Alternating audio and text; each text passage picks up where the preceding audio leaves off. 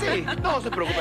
Ahí está su cámara. Ahí estamos de Don ahí. Carlitos que está allá, ese es. Familia 2.0, el día de hoy, ¿cuánto afecta el crecer sin una figura paterna? Queremos dar la bienvenida a María Gloria Vaca, es terapeuta gestal, ¿sí? Sí, Gestalt. Gestalt, conté al final. Gracias por estar junto a nosotros, mi querida María Gloria, un placer tenerte aquí. Y sí, decíamos hace un momento que por supuesto cuando a una madre le toca desempeñar ese papel que es tan duro y es digno de respeto y admiración, pero claro que va a hacer siempre falta esta figura paterna. ¿Por qué es tan importante la figura paterna y qué es lo que sucede cuando un niño se cría sin ella? Bienvenida. Muchísimas gracias por la invitación nuevamente. Buenos días con todos. Bueno, en primer lugar eso, la figura, no solo la figura paterna, sino cada miembro de la familia tiene un rol y tiene una razón de ser. Cada sistema familiar o cada familia, cada grupo tiene sus distribuciones de roles, de responsabilidades y de aporte. Entonces, obviamente, el papá, partamos desde ahí, siempre es una figura importante. Qué mejor que la cumpla o la desempeñe el progenitor, ¿no es cierto? El real, pero las figuras paternas, como bien dice, se pueden mover a otras personas del círculo, puede pasar a papá, al abuelito, a la mamá, perdón, al abuelito, que también pueden desempeñar este rol definitivamente, y mucho más ahora que las mujeres estamos como un poco más masculinas o más en ese rol. Pero sin duda alguna el papá es el que es el llamado a esto, es el que cumple. ¿Y por qué es importante? Porque el papá cumple el rol, lo que llamamos en psicología o los psicólogos, el rol masculino. Sí. Mucho es de lo masculino. Eso no quiere decir que las mujeres no tengamos esa parte, porque somos el yin y el yang, estamos con todo, todos. Pero al igual que los hombres también tienen su parte femenina, igual que los hombres, ¿no? Exacto, y somos complementarios y tenemos esa dualidad adentro, como en la naturaleza, el día, la noche, etcétera. Entonces, ¿por qué? Porque este rol masculino tiene que ver con el hacer, con el concretar, con el definir, planificar, decidir, ¿no? Tiene que ver con el dinero, con el trabajo, con todo lo que es ejecutar y hacer. En cambio, la mamá es como este tema más de ternura, amor, disfrute, creatividad, ternura, hogar, sostener, nutrir, alimentar literalmente desde lo físico hasta lo emocional. En cambio, papá, cuando ya vamos creciendo, nos habilita para ya el funcionar en la vida, para, como digo, hacer, concretar, definir, planificar, ejecutar, etcétera. Entonces, por eso es importante. Yo, muchísimas gracias por estar aquí, mi querida María. Gracias. El otro día estaba escuchando un podcast que realmente se lo recomiendo, que es de Marco Antonio Regil, que se llama Issues Daddy. Y hablaba, me pareció muy bonito, y hablaba muchas cosas que inclusive, esto es un tema general, hay mamás que les ha tocado criar a sus hijos solas. Y decía, esta especialista decía que bueno, si es que ya les va a tocar criar solas, que uno tiene que aprender también que todos tenemos energía femenina y masculina. Si es que ya me quedo con mi hijo, uno como madre tiene que aprender también a criar con la energía masculina a sus niños. Porque decía una frase que, claro, que ella, hasta la misma panelista invitada en este podcast, decía que es un poco polémica y a la gente no le gustaba, que decía que a los hijos, cuando son pequeños, los cría mamá, pero cuando ya son adolescentes, lo más sano es dárselos a papá para que ellos terminen de criarle, porque decía que de cierta forma, y esto funciona para padres que estén juntos o padres que estén separados, y decía dárselos a papá. No literal. No literal, así los damos, pero sí dejar que los críe, termine de criar, porque las mamás de cierta forma son protectoras, protegen a su pollito, lo están ahí, pero cuando son adolescentes, papá es el que te enseña a volar, es el que te enseña el trabajo, te enseña muchas cosas, y dárselos a papá en el sentido, decía, que me pareció muy bonito, que no es de darle al crear, sino es en el sentido de que si es que yo te voy a dar a papá, yo no como mamá le estoy llamando diciendo como que dale de comer, pero te acuerdas de llevar a la cama. No, es responsabilidad de papá y papá sabrá cómo los cría. Sin embargo, lo hacemos, ¿no? Claro. Somos mamá gallina. Mamá gallina, y eso dice que sí es bueno, también esa es la importancia de papá. Totalmente. Y acabas de decir algo base, que es como esto se da naturalmente. Primero, no es que las mujeres debemos aprender a ser papás también, sino que ya lo tenemos adentro de la parte masculina. Unas más que otras, como les decía, en la actualidad nos ha tocado a las mujeres ahora que trabajamos, producimos, mantenemos, sostenemos, proveemos, pero nos hemos olvidado en cambio de la parte femenina también. Entonces cuando estamos en pareja somos como dos hombres, las mujeres estamos desde lo masculino, entonces por eso chocamos. Entonces digamos que sí se da natural. Si la mujer siente que no ha conectado mucho con esa parte masculina, solamente debe trabajarlo y despertarlo. No es que no lo tiene, no es que no lo va a poder. Sin embargo, sí hay mamás que están disminuidas en esa parte y les toca ponerse. Entonces se da naturalmente. Y la otra cosa que también se da naturalmente es esto de que espontáneamente y orgánicamente los chicos van creciendo y se tienden a papá. Es instintivo, ya sea que estén juntos o separados, si es que hay una buena o mala relación. Entonces sí es bueno porque, como dices, papá nos enseña a volar, mamá nos enseña a estar, a ser, cuidar, nos nutre, papá y es a volar. Ahora, ¿qué es lo que sucede con una niña, por ejemplo, que creció sin su padre? Cuando ya llega el momento de una relación, ¿qué es lo que pasa ahí si no existió esta figura paterna? ¿Qué es lo que voy a buscar en ese que debería ser mi compañero de vida, más no la persona que quiera reemplazar a mi papá? ¿Cómo manejar esta situación? Sí, las consecuencias son evidentes. Antes de eso, solo quiero aclarar que cuando hablamos de ausencia de papá, no necesariamente o solamente nos estamos refiriendo a que no está físicamente, porque hay papás que están todos los días, sin embargo no están ausentes. Entonces hablamos de ausencia emocional, de la presencia afectiva o presencia física. De esas dos ausencias estamos hablando. Entonces las consecuencias son varias y a todo nivel, y una de estas es en la pareja.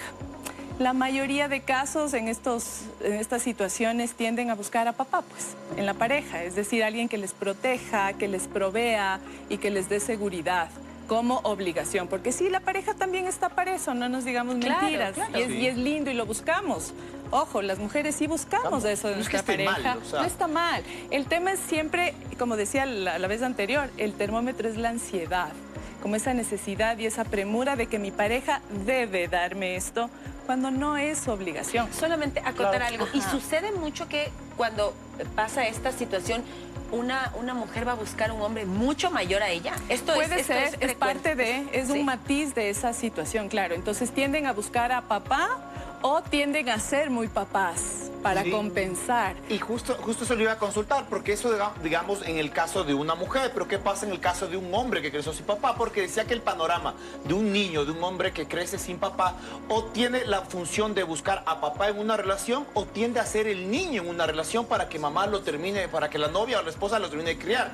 Y claro, y pasa mucho que vemos a niños que hasta la esposa dice, es que tengo 3 niños yo acá, mi marido, y son felices, los niños. O le dice mami. Claro, pero, mami o papi. Y eso también es la carencia de no haber crecido con papá, o me vuelvo yo papá. O sea, decía como que tenía esas dos caras, ¿no? Sí, son las dos caras. O me vuelvo yo papá de mi pareja. Exactamente, o sea, todos esos matices es posible en hombres y mujeres sin papá. Entonces hay mamás y papás que tienden a ser papás por exceso o por carencia que tuvieron. O sea, si tuvieron exceso de papá también, porque no solo es la ausencia, sino el exceso, la sobreprotección, el sobrecuidado, el sobrecontrol. Entonces, por exceso o carencia de papá, te puedes poner en una relación de pareja como mamá o papá y buscar protección. Hay casos generales también que, por ejemplo, buscan a papá o buscan a mamá o se ponen como muy papá o empiezan a ser papás de sus hijos como ellos hubieran querido que sean con ellos los papás. Entonces, en la práctica no están siendo mamás o papás de sus hijos, sino mamás o papás del niño interior. Ay, Dios mío. Que le faltó, le sobró. Entonces, los hijos cuando son chiquitos no dicen nada, pero cuando van creciendo es como, mamá o papá, yo no necesito esto. Entonces, solo cuando vienen a terapia se dan cuenta, claro, yo estoy dándole a mi hijo o a mi hija lo que yo hubiera querido. El famoso hubiera querido que, le decimos hubierismo nosotros, que es un demonio del crecimiento. Entonces es otra consecuencia.